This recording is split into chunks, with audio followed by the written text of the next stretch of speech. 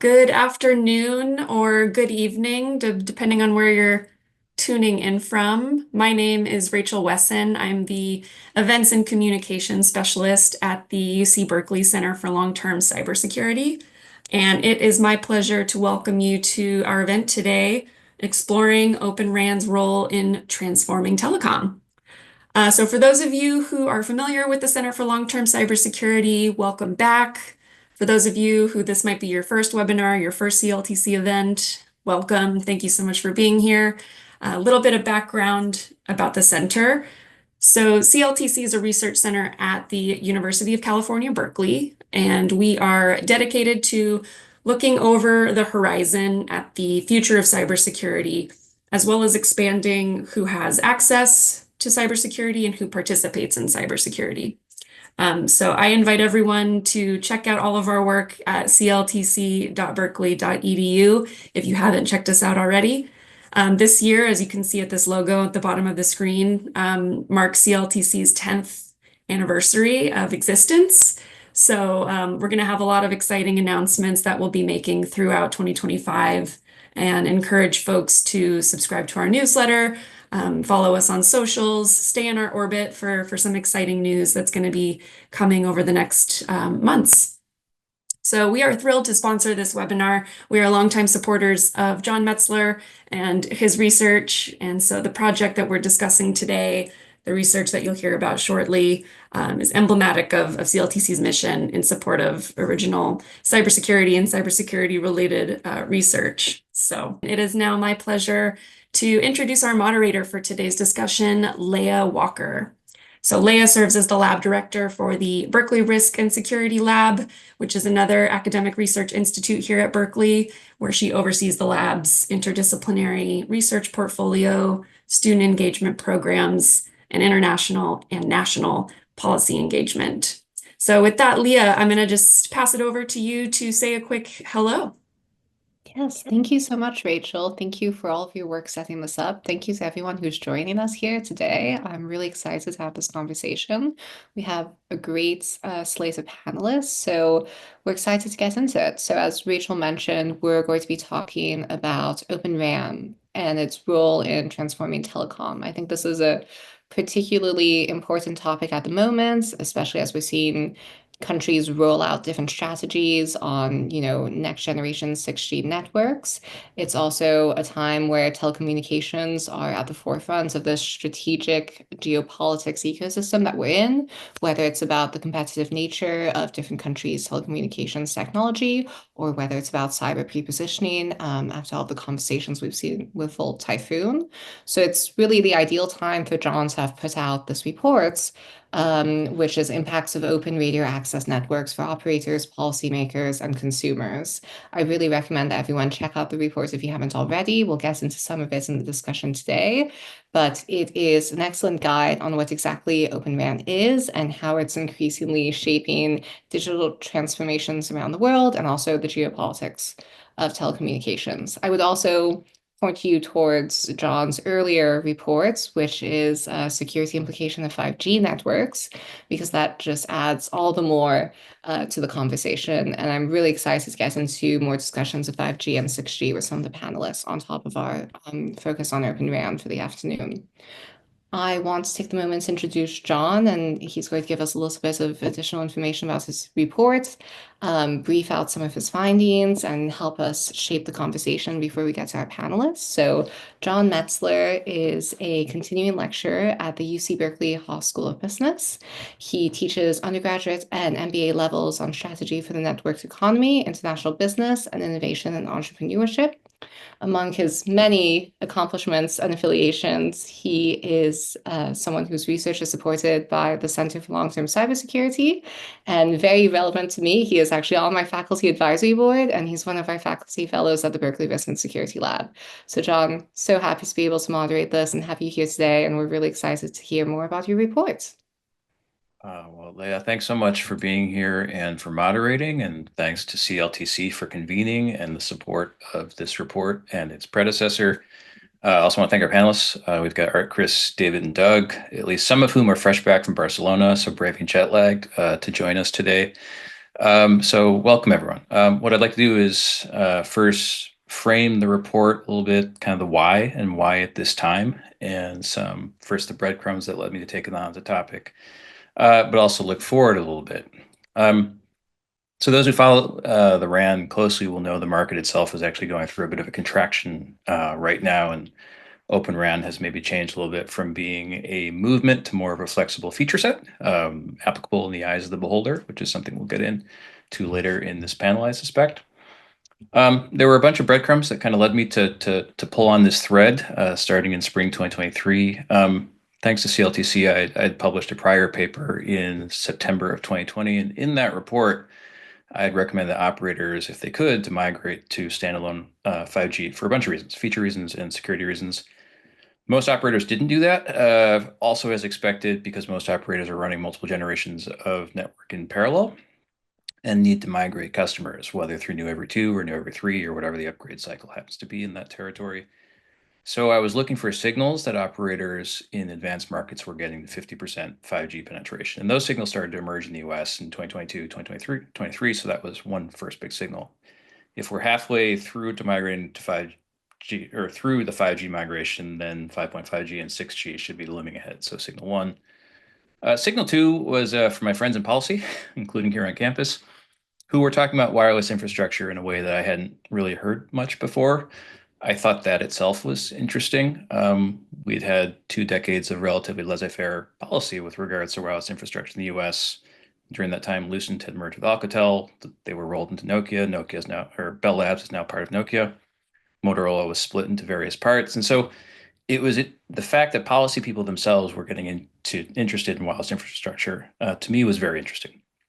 And as evidence of that, in spring 2023, the members of the Quad not only had Open RAN on the agenda, but prior to the May 2023 Quad convening, reports from the US, France, and Japan were all released at the same time, assessing security implications of Open RAN. So the substance was interesting, the coordination was interesting, and they found that Open RAN itself created some new vectors of risk as expected. If you're going to put network elements in the cloud, that will create a vector of risk. But the benefits of more transparent interfaces generally outweighed those risks. But the fact that that work had happened and coordination happened indicated that this was a priority.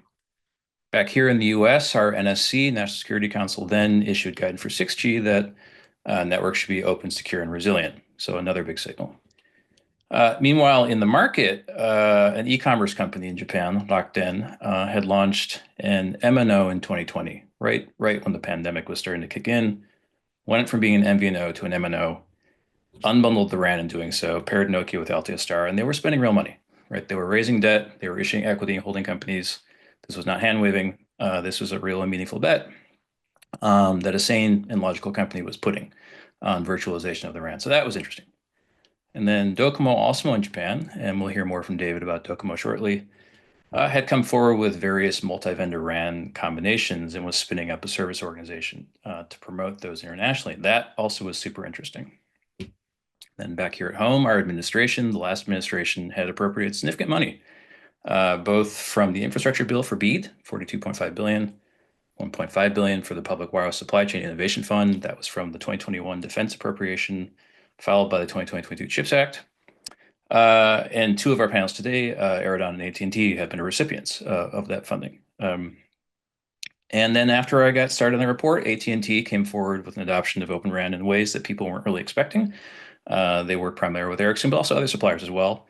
And then Chris, one of our panelists, had a hand in founding the Open RAN Policy Coalition.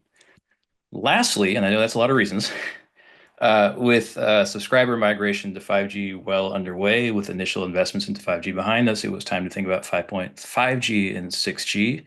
And that brings us closer to present day. And that, of course, is why Art from Cohere is with us today. Writing all this had kind of a pull to thread effect. If you unbundle the RAN, you need to understand the current state of the RAN. You need to understand the current state of RAN supplier and operator co-specialization. But it also necessitated looking in time at the various actions the US government had taken, really going back to when the sale of 3Com to Huawei was first proposed, and then timelining those out thereafter. It's a long section of the report. So if folks are looking for some bedtime reading, I recommend that part of the report. And before I hand things back to Leah, I'll share 3 significant takeaways. I found it fascinating that Meta, through the Telecom Infra Project, China Mobile, through the CRAN Alliance, now part of the ORAN Alliance, the US government, and an e-commerce company at Octane all looked at the state of the RAN and thought unbundling was a good idea for different reasons. So this gets to the open RAN is what it is in the eyes of the beholder, first takeaway. The second is that wireless suppliers have to navigate a few really tough timelines. One, network generation upgrade cycles, which are once per decade with maybe a mid-generation upgrade. Slow operator testing cycles, which may be 18 to 24 months. And then their own incubation cycle, which may be 7 to 10 years. So founding a wireless infrastructure company takes some amount of bravery, fortitude, and patience. But nurturing them also takes time and consistency. And so that's the kind of the public policy guidance coming out of this. And then third, that shaping the RAN actually wouldn't take that much money.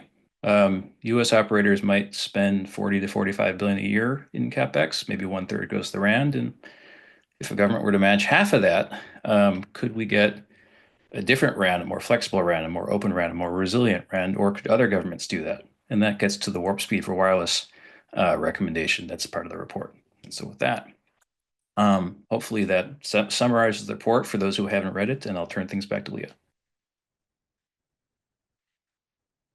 Thank you so much, Jon. That was very helpful scoping for this conversation. Try to keep it to 5 minutes. Oh, it was great. You got a lot in that time. So now I'm delighted to introduce our panelists for the day. So we're being joined by Chris Cohere, who's the Vice President of Global Security and Technology Policy at AT&T, David Jeppsen, who's the Chief of Global Public Affairs at NTT, Art King, who's the Director of Project Management and Marketing at Cohere Technologies, and Doug Kirkpatrick, co-founder and CTO at Eridan Communications. I want to start off by going to each of the panelists and just hearing from you how your day-to-day job and work applies to this issue set, just so that everyone in the audience is clear about how you come to these issues. So I'm going to start in the order that I introduced everyone. Chris, would you mind kicking us off? I'm afraid you're on mute. Sorry, I forgot to unmute myself. So I'm going to briefly touch on, what is Open RAN, just for those who may not know, and then talk a little bit about why does it matter from an industry perspective, and then talk about where does it fit with AT&T. So kind of 3 separate items. So in terms of what is Open RAN, basically, when you look at wireless radio access technology, for years, the basic components that make up the RAN have been fully integrated within a single vendor stack. So for example, if you were an operator like AT&T, you would buy a radio and a baseband unit from Ericsson or from Nokia or another vendor, and that entity would provide the full stack. They would provide the radio, they would provide the baseband, the hardware, the software. It'd be fully integrated in the stack. What ORAN does is it basically breaks that up, where you can now start using different components from different vendors.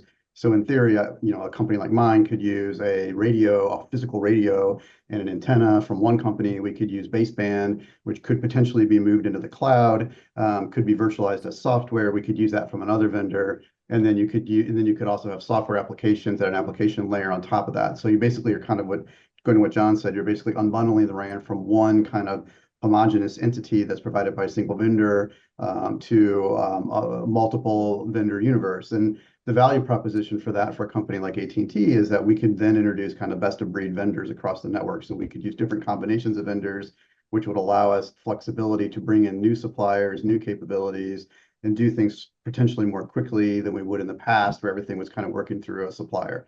I'll get to the AT&T Ericsson thing next, but that was kind of the premise of Open RAN. Why does it matter in the policy space? And I think Jon touched on this and he talks about it in his paper. The reason this matters in the policy arena was because in the recent years, we've seen a consolidation of the vendor community in the RAN space, at least vendors that were capable of providing like fully soup to nuts integrated RAN, right? Because traditionally, the cost of actually building out, being like an Ericsson or being a Nokia, it's extraordinarily expensive and time consuming. And so replicating that model and bringing more vendors in that could do everything was frankly not that realistic in the big scheme of things, and requires a lot of funding and a lot of R&D, literally billions of dollars in R&D to do that. And so by moving in this more unbundled direction, this more open direction, you can bring in different suppliers that can provide different aspects of the RAN. So you can have companies that specialize in the software component, companies that specialize in just doing radios. So one of the things AT&T announced with Ericsson is we're going to be using some Fujitsu radios with Ericsson baseband, right? So like there's different combinations you can have, but by going to a point where you don't have to do a full stack solution, you kind of reduce the barriers of entry for new parties to come into the space. And that in time increases the long tail of suppliers that you have, which creates a much more diverse marketplace. So that was kind of, and then in the policy world, that matters because the US government and other governments want to incentivize, Western companies that have a long tail of suppliers. The concern was with this consolidation, we could end up in a situation and over time where there just wasn't a viable marketplace because there were just too few suppliers. So by doing this by moving in an open RAN direction, you potentially expand that supplier base and incentivize innovation in the RAN. And then why does it matter to AT&T, or where does it fit for us? I mean, the two big things I'll point out is, so we announced a deal last year with Ericsson. I guess it was in 2023, so it's been a little over than a year, but a deal with Ericsson where they're basically going to be our radio, our RAN supplier throughout our network. How does that fit with Open RAN? One of the things that we're doing with Ericsson is they are basically going to be fulfilling different O-RAN Alliance standards within their RAN. One of the big things is going to be open APIs so that we can have software developed on top of that platform. And so our thinking is by going to a single vendor that goes across our network, it creates the scale opportunity for other entities to come in and provide software through open APIs onto that platform. It gives a big enough scale opportunity for us to bring additional software vendors in. And of course, we announced the deal with Fujitsu. The other thing that we've done recently is, and I think Jon touched on this, is that AT&T and Verizon were the recipients of a $42.3 million award from the US government to create what's called a Cohere, which is basically a testing lab that we are starting in Dallas, Texas, that has satellite offices throughout the country. The goal of that testing lab is to use that money to test different vendor combinations and validate that they interoperate with one another. So that's kind of my long-winded answer to those three questions. What is it? Why does it matter? Where is it at with AT&T currently? Happy to talk about it more. Fantastic. Thank you so much. David, I'm going to ask you that same thing. How do you approach Open RAN? How do you approach it from the side of NTT, and why is it so important for what you do? Sure. Thanks, Leah. I appreciate it. I agree with how Chris set up the basic story of Open RAN. I would say in the case of DOCOMO, they've been doing, it wasn't even called Open RAN then. They were doing cross-vendor connection in their network since 2010 in the LTE network, and from there with AT&T we founded the O-RAN Alliance, and that's when the specs started to be discussed in the O-RAN Alliance. In 2020 it was launched on the 5G network, and there's now 30 million subscribers on that network that are using Open RAN Alliance spec criteria. So anytime one criticism you'll hear about Open RAN frequently is, well, has it ever been scaled? And I think DOCOMO can answer that question firmly. Yes, it's been scaled. There's 30 million subscribers on a fully Open RAN network right now in Japan. And then since then, what DOCOMO did with all that learning that they had is create a joint venture with NEC called OREX SAI. And the point of that is to take pre-integrated solutions to other brownfield operators and greenfield operators, but mostly the incumbent operators that are looking for new supplier inputs. The challenge with Open RAN, the big challenge is the integration side. If you're a big company like DOCOMO and AT&T, you can manage that on your own, but if you're a smaller operator, it's not easy to do all the integration. So DOCOMO has 4 different suites of vendor packages that they can take to these type of operators to bring Open RAN into their network.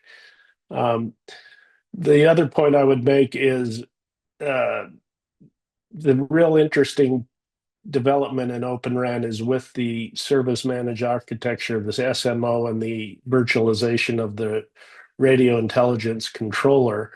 And when you do that, you can give the operator the power to use the new AI functionality that you can put into both the SMI and the RIC to optimize your network in a really productive, flexible way, such as power savings and other ways the network can really be optimized. That's a new business case, a new way to explain Open RAN to a brownfield operator as a way that really adds new value added, not just from bringing new suppliers into your supply chain. And so that's been exciting. And the OREX group now has had they have trials underway in the Philippines, in Singapore, in Indonesia, Cambodia, Qatar, Peru, and also there's some activity going on in Brazil. So it's a long process, but we're seeing some positive developments with Open RAN deployment globally. So I'll leave it there for now.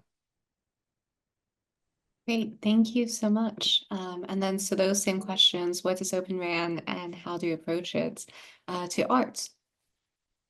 Yeah, Art King. I'm with the Cohere Technologies. For us, it's almost the key to our existence, because in the level of innovation and where we're innovating at the PHY layer and MAC layer of the stack, in the past that's been completely locked away in the bottom of the base station and just not available for innovation from the outside world. So with what we've done, we developed our own base station and then developed our external app that increases spectral efficiency. And this is all based on the Open RAN E2 interface and the near real-time RIC.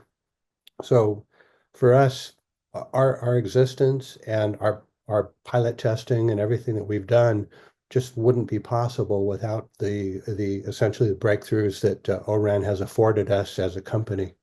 So we're really seeing it as a springboard towards continuous innovation environment.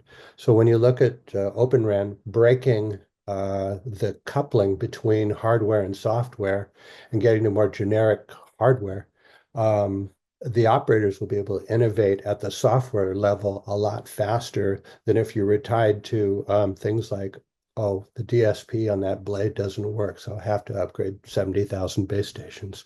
So really moving to a software-driven environment, and with some of the innovations like Intel has done, where the packet testing is actually done on board the chip. People are working to actually reduce a lot of the costs in this, so that we have an agile environment that kind of matches the cost performance of the existing base station environment, but gives an innovation ability that's I think unprecedented.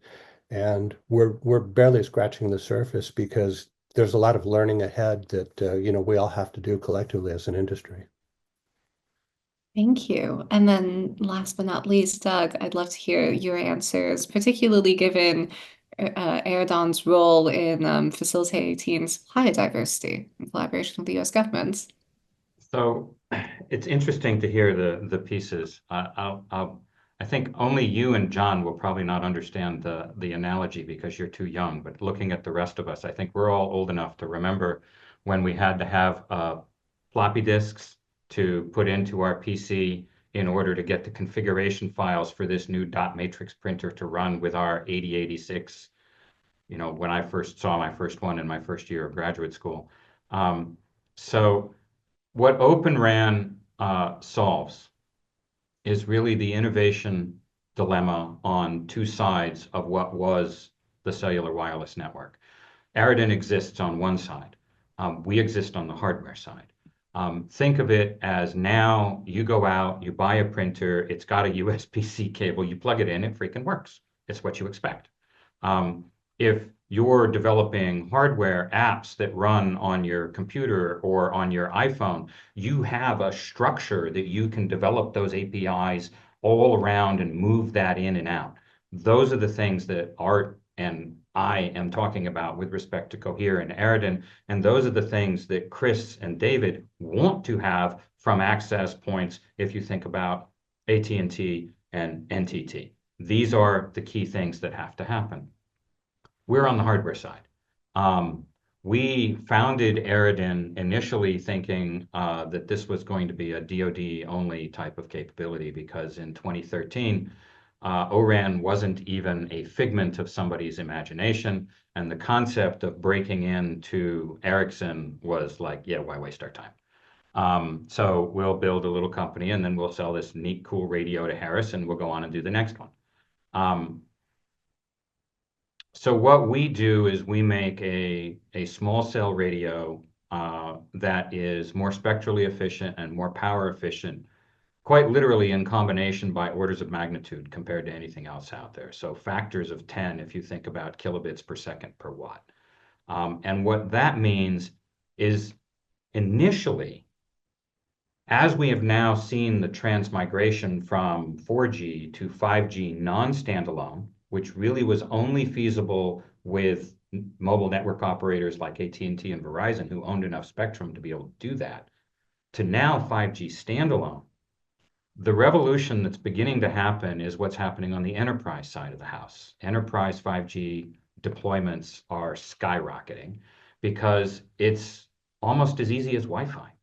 And now with the radio that we have up on the roof of our building here, we can go to a campus with an installation that costs tens of thousands of dollars, not millions of dollars, and deploy over a campus that's a kilometer in radius. I mean, it's insanity in terms of how fast this is going to change how people think about what's going on. You take it around and you enable then what David was talking about with the RIC, and you have now the next layer of things that can run on top of that. What Art was talking about in terms of the baseband processing alternatives, which our radio is completely transparent to. Go fast as you want, we'll be there for you. And then in terms of what Chris wants to do, we'll see you in a year in Accord, Chris, because with what we're doing for the NTIA, that's exactly where we're going to be bringing our radios to make sure that everybody can get that confidence. That's what this ecosystem is changing.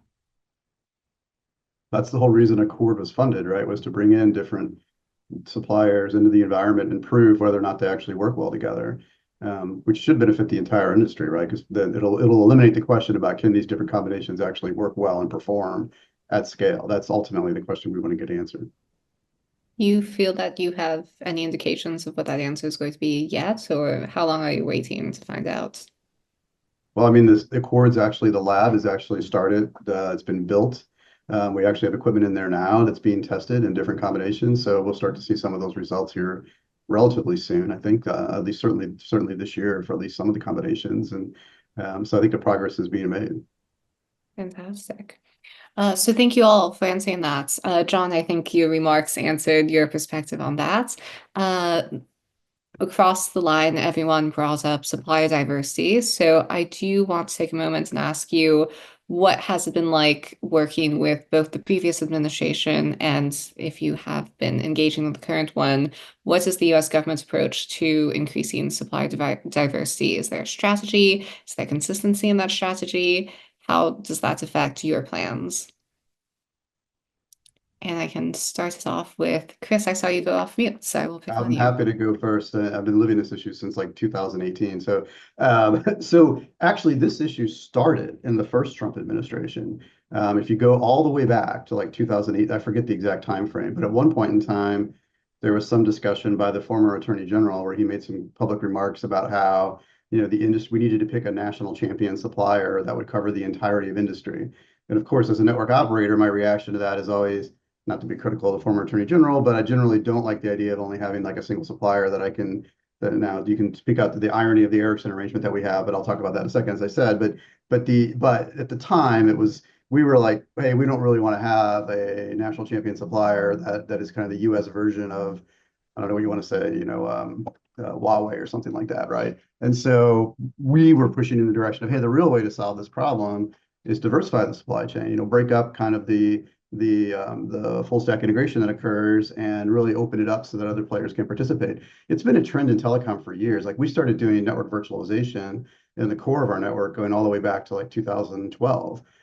So we've been gradually virtualizing different aspects of the network from the core to the inner office network, to the field, to the RAN. The RAN's probably the last part of the network that had not moved to being software defined. And so now it's finally going that direction. And so the idea back in 18 was, hey, let's not go in the wrong direction and go to a national supplier. Let's open this thing up and move to more towards software-defined networking concepts. And so that was kind of the idea then. The Biden administration basically continued that policy. The Wireless Innovation Fund, as everyone I think knows, was a component of the CHIPS Act. Senator Warner was a huge supporter of this idea. He introduced legislation that created the Wireless Innovation Fund. And then that continued throughout the Biden administration. And now we're back to Trump 2.0, I guess. And so we'll see whether the new administration continues this trend, but I have no reason to believe that they won't, because I think they see as well as everyone else that, hey, this is an area that the US needs to lead in. And so I would be surprised if they moved in a different direction. And I just add on to that, there is a lot of, let's be frank, confusion on a lot of things in Washington right now with the changeover administrations. But with the recent meeting between the Prime Minister of Japan and Trump, in the joint leaders statement that came out after that meeting, there is a clause that says the two countries will work together on getting Open RAN networks deployed in third countries around the world. So that's a good signal that at the very top level of our government now that there is going to be support for Open RAN at other departments in the government. So I agree with Chris. We expect them to be supportive. We're just getting the wild card, of course, is the Elon Musk Doge stuff, and we'll see how that impacts things. But otherwise, I think substantively, the administration will be on board to continue the plan. Yeah, thank you. And Jon, I'll turn it over to you because I know you're doing a lot of work looking at the US-Japan relationship on these technologies. So we'd love to hear your response. Well, I actually wanted to give kind of Chris a shout out for his nimble footwork and put it in time. So Bill Barr had talked about nationalizing Nokia, and literally 4 months later, there was the Open RAN Policy Coalition, which wasn't a coalition of one. There was a host of stakeholders that Chris had managed to convene. He'll be shy and not take credit for it, but nimble footwork. And we did not nationalize Nokia, thankfully, but instead the coalition was formed. So I wanted to give Chris a little credit for that work coming out of former Attorney General Barr's remarks. Just to jump in there, Jon, why that was really worrisome at the time is Bill Barr had presented that notion saying, I have the knowledge about telecom, having been general counsel for, 9X or whatever he was for a long time. So Chris's quick movement was really helpful at the time. I agree. Well, I appreciate the kind words. It's been a journey, as I said. I've been doing this for about 7 years now, and so I'll be excited to see when some of these things get more robustly deployed. But I think Doug made a great point. Like in private 5G world, this is happening now. Like, and I think for 6G, this is going to become kind of table stakes. Like I feel like the 6G standards are going to move in the direction of the O-RAN alliance, regardless. So I feel like the networks are moving in this direction. Even the big vendors are moving in this direction. So I kind of feel like there's almost like a sense of inevitability from where we were in 2018, 19. Art, I see you want to talk Yeah, to you. from our perspective, the ORPC is I think key in kind of herding cats and getting us all pointed in the same direction. Diane Ronaldo and the Clayton and the whole team kind of pulls together and gets us a lot of international exposure, and is working towards the economies of scale for Open RAN across the globe. So we just don't focus on the United States as a primary market, but the innovation that's coming out of the U.S. is really great. It's nice to see a way for telecom innovators here to get traction and to get exposure relative to how hard it's been in the past. Absolutely. And I'm sure that's something that you can speak to, Doug. I think one of the things that Open RAN brings is the ability to rapidly innovate. And whether you're doing that on the software side or whether it's what you're doing is the hardware side, as we are, in the project that we're executing, similar value to Accord, we're at 36.9 million in terms of what we won with that to deploy our radios in 3 MNOs, Rakuten in Japan, City Mesh in Belgium, and Verizon here in the United States. All test installations. But what's interesting is that I actually think the enterprise deployments will go even faster. Because I think as people start to see what this is going to mean if you're a timbering operation, if you're an agriculture operation, if you're a mining operation, things that were really expensive. We have a subsidiary in Croatia, and we had one of the ports on Croatia's Adriatic shore was very good friends with my co-founder who runs that operation, was asking whether we could deploy into their port. And I mean, I'm sorry, I'm a techie, and I don't know much about ports. And the first thing I'm sitting and going, on a ship? Seriously, what are we talking about here? And you don't have a concept of how big and diverse these places are and what it takes for them to do things. And he made the point that if they were going to go with a legacy technology system, it was going to cost him about $5 million, and his period for return on investment would be about 14 years. And they did the laydown, and we talked to some other folks and showed them that, you know, by the end of this year, we'd be able to do that for them for something on the order of about $500,000. And that brought their ROI down to under 1.5 years. And all of a sudden, you're looking at people going, well, duh, that makes sense. And that's what's going to happen. So as an Open RAN facilitates this, because no longer do you have this large company that has a large transactional cost. I mean, if you're talking to an Ericsson or a Nokia or this all-in-one, it's hard for them to do anything for less than $5 million. I mean, that's a core cost. It's like talking to IBM about mainframe computers when we were kids, right? PCs didn't exist. And that's the transition that you're about to see. And I would not be surprised, those of us that are, I'm going to piss off the Wi-Fi community. Why not? Let's go do it. You're going to see scheduled OFDM waveforms like 5G and 6G supplant Wi-Fi, which is unscheduled. So if you live in a dense city like I live in San Francisco, I have Wi-Fi, but so do 300 of my closest friends that live within the range of my Wi-Fi. I mean, I open up that Wi-Fi, I see 300 neighbors. If I'm running my own little private 5G system, as I will implore those of you who are going to be doing the software side on 6G, Art, you know, please find a way to turn this into something which is a very local area network deployment so that we can have scheduled, automatically deconflicted systems. That, with what we're doing in Open RAN, can be done transparently, evolutionarily, doesn't have to be a big change. That's what this means. And the people who don't see that aren't paying attention. It's going to be huge for the AT&Ts and NTTs of the world, because you're going to be able to run your networks like air traffic control centers and basically be able to say, if I'm moving from here to here and it's going fast, I'm going to put you in this network. If you're going slow, I'm going to put you in this network. And the RIC is going to allow you to do that. All of these things are going to make us efficient at micro scale all the way to macro scales. And that's coming. It's you know, to be in my 60s now and go back to my teens and sit there and go, you know, I sure as hell wish I'd made a few investments when I saw that first personal computer, and I kind of had a sense as to where this all was going, but I didn't have the belief in my convictions. Well, I'm sitting here now and I'm looking at what these changes are going to be that's coming. And I don't know who the big winners are going to be, but I'll guarantee you that everybody who's going to be a customer of this is going to be a massive winner, because it's going to change. It's going to change fast. It's going to change faster than anybody realizes. And it's going to penetrate places that people aren't even thinking about yet.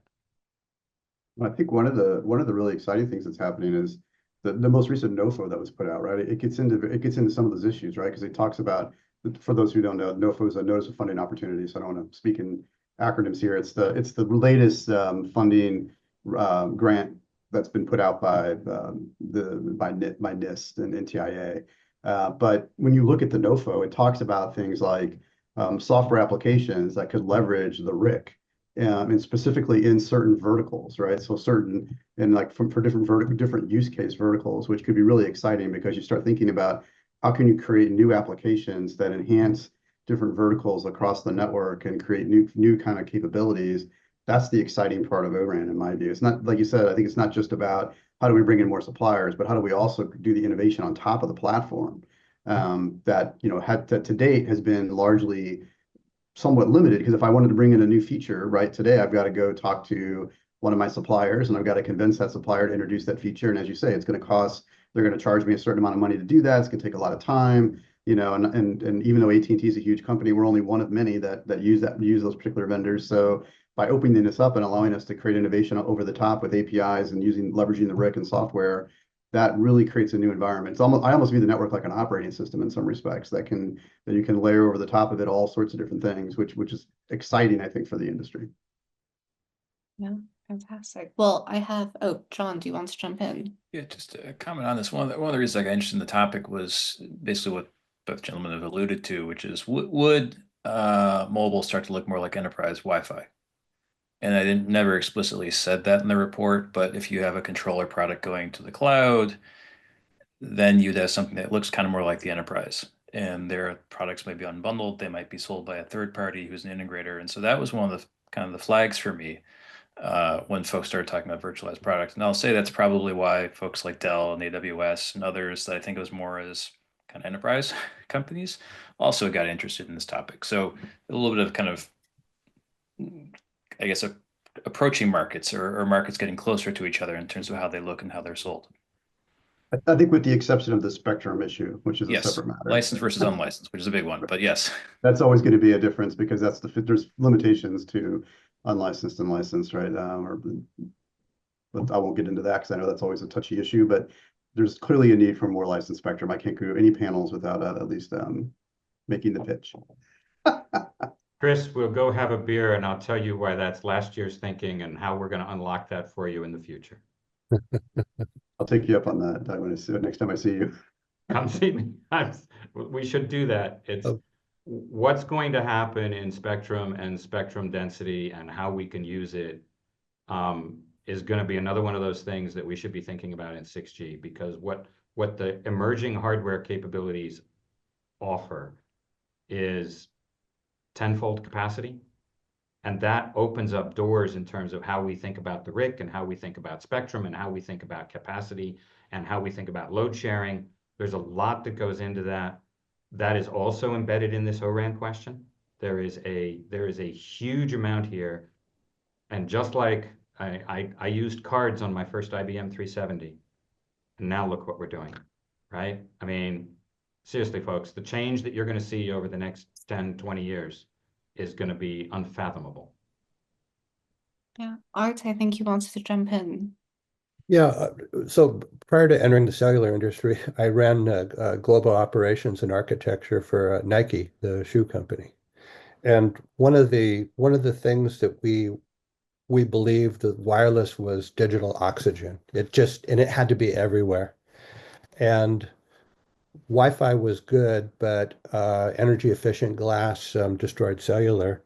And the cost point for DAS was just impossible to meet. You know, my campus had 3 million square feet and 40 buildings, and it was just, there was no way to tackle the problem. And with what's happening with ORAN, you come to a server-based architecture that the enterprise understands. You run it over the Ethernet, and with the Mach-in gateways to bring in multiple operators into the same spectrum and advertise inside the buildings. There's a huge unmet need. Something like 80% of the consumption comes from indoors, and a lot of the enterprises are massive hotspots on the macro network. And the idea of bringing this indoors cost effectively and serving a large amount of people that are just unserved right now because you have to go outside. Smoking is a competitive advantage in certain office buildings.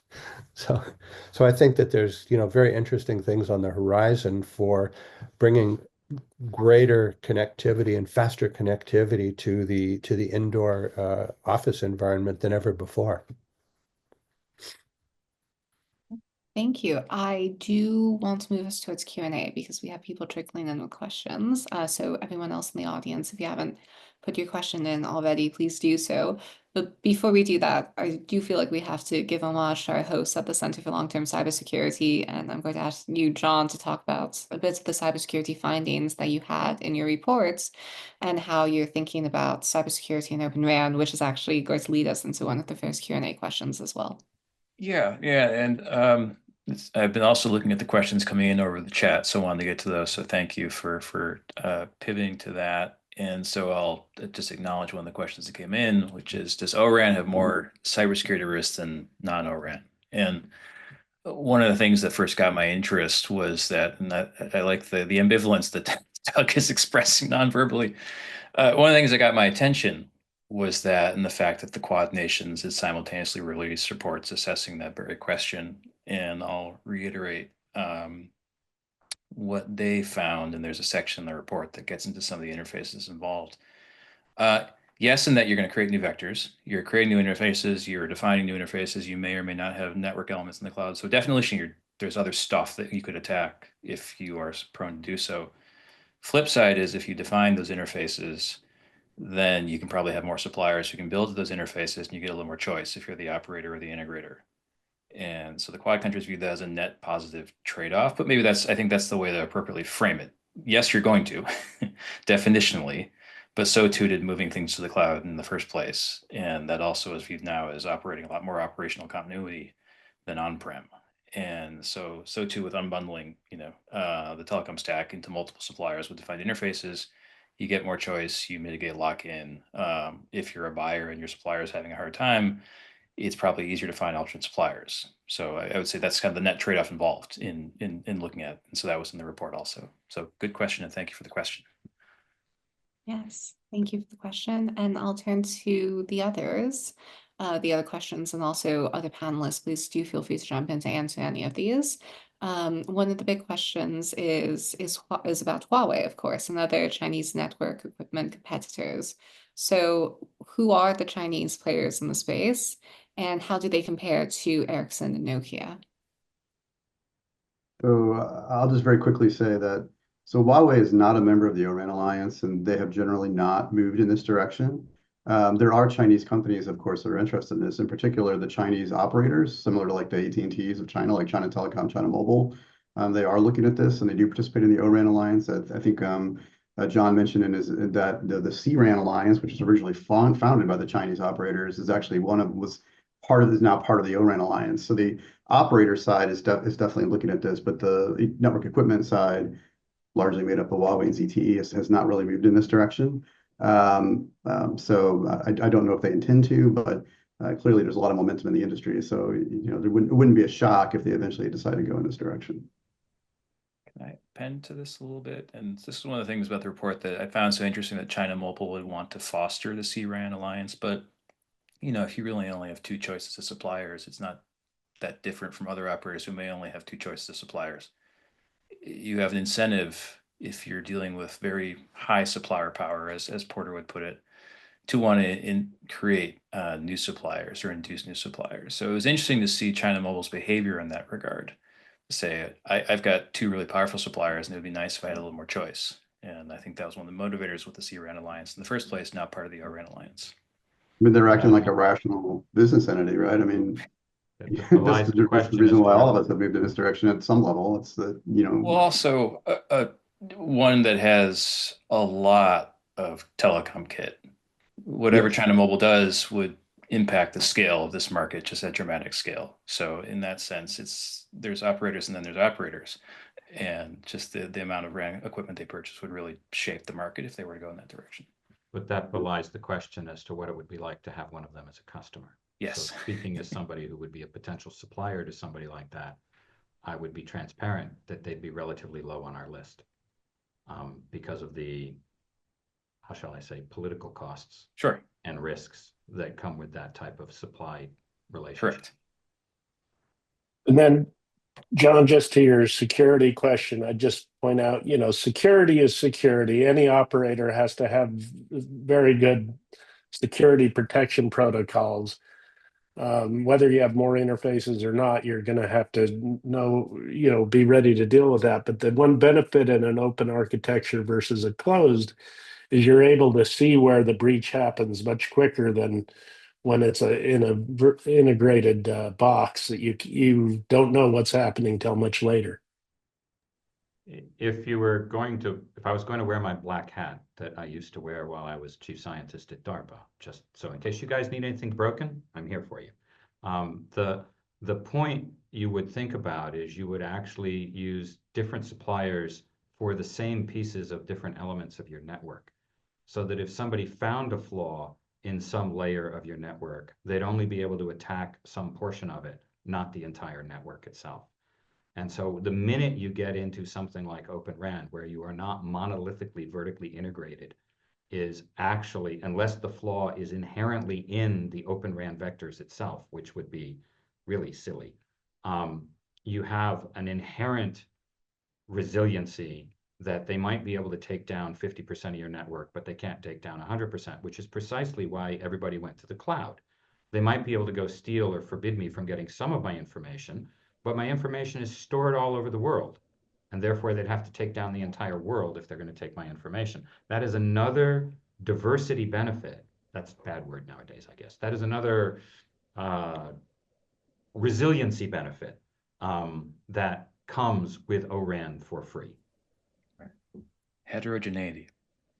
Resiliency, equity, and inclusion. I like it. In the operators that we worked in, there's a lot of acceptance testing, and then at the operating system level, which is kind of a new thing to have to manage, there's virus checking, there's all the patching discipline, there's internal hosts to deploy patches. The system is wrapped in, it's like an onion. There's the RAN is like 4 layers deep through jump hosts to really get to from the control plane perspective. So there's a lot of protection afforded to the RAN infrastructure. And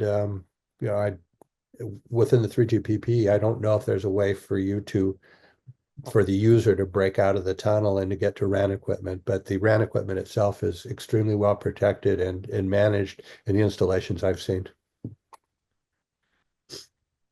Thank you. We are coming close to time, so I want to be respectful of everyone's time. So I'll do one more question, and then we'll go back to Rachel. So our closing question is going to be from one of our audience members. What do you think the government should do to further accelerate Open RAN? And we can go in a row, starting with Jon. Goodness, continuity. That was one of the things I wrote about in the report, was basically do the NTIA fund 10 times over.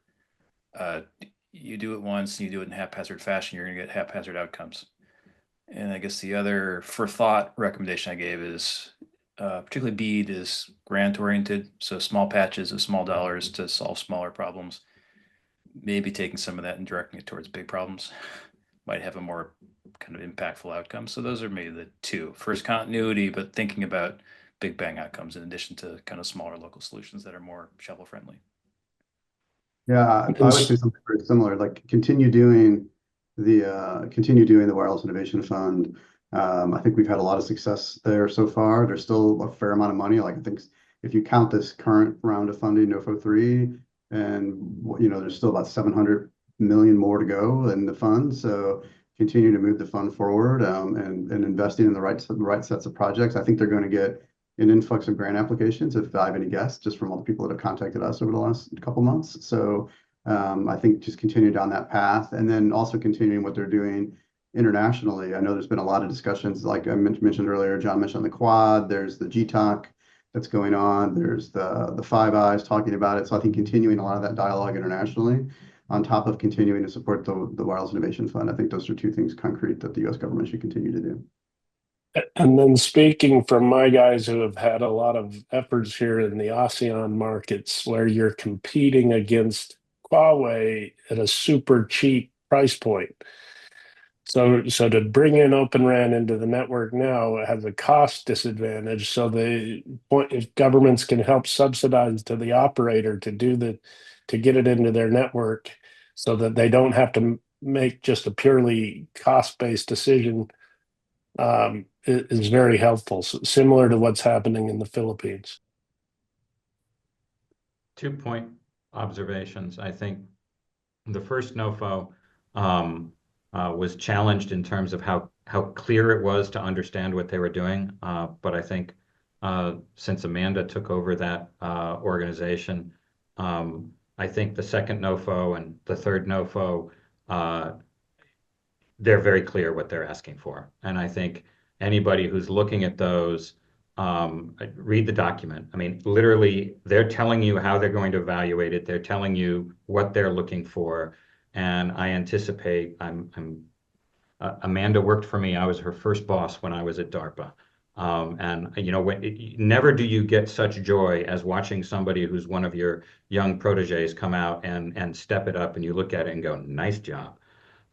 So I also think that you're seeing support. I think the new leader of the NTIA came from Senator Cruz's shop. She's been in the wireless domain, and she's a big fan of wireless and wireless security and what's being done with the Innovation Fund. I also think BEAD, to echo Jon, I think BEAD is a target for, what's the right phrase here? Redeployment, recapitalization, if I'm being a venture capitalist. Right, they're gonna think about how they want to do that a little bit better. I think the other piece that I think we're all agreeing with is stay the course and go international. And the question that I would ask is, which body is the best body to do that with? I'm not sure. I think Five Eyes, obviously given my DoD background, I'm very familiar with Five Eyes, and I have a huge amount of respect for that organization. I don't know if that's the right one. I could give you ones that are a lot worse, so maybe it's the best one. I don't know. Great, thank you. And I'll let you finish us off. I think it's all been said here, but you know, it's the NOFO process has been useful, and I think for us collectively in the industry, it's going to allow some ideas to emerge and thrive, and other things that were not such good ideas to at least be tested and revealed and you know, put to the side as you know, not relevant for the future. So I think it's there's some good, I think, experimentation and research coming out of this that will develop into commercial products, and then the things that won't survive commercially just will be, you know, put off to the side. Great. Thank you. Thank you to all of you for joining us today. Thank you to the audience, Art, David, Chris, Doug. Thank you so much for making the time to join this panel. Jon, thank you for joining us. Thank you for your reports. I encourage everyone to go read Jon's report, not just his latest Open RAN one, but the precursor one on 5G. And with that, I will hand this over to Rachel. Fantastic. Thank you so much, Leah. And yes, +1. Thank you to all of our speakers today for being with us and sharing your unique perspectives and different kind of facets of this diamond that we discussed today. And huge thank you to the audience for tuning in and asking some really thoughtful questions. Really appreciate you being here.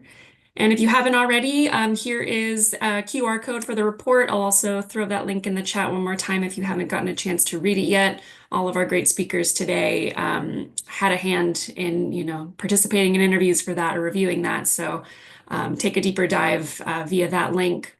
And as I said at the start of the webinar, this year marks CLTC's 10-year anniversary. So we're going to be looking back over the past decade and sharing some of our key achievements and areas of impact throughout 2025. So stay tuned, head to our website, subscribe to our newsletter, follow us on socials, and we hope to see you at future CLTC events just like this one. Until then, thank you all so much for joining us, and take care.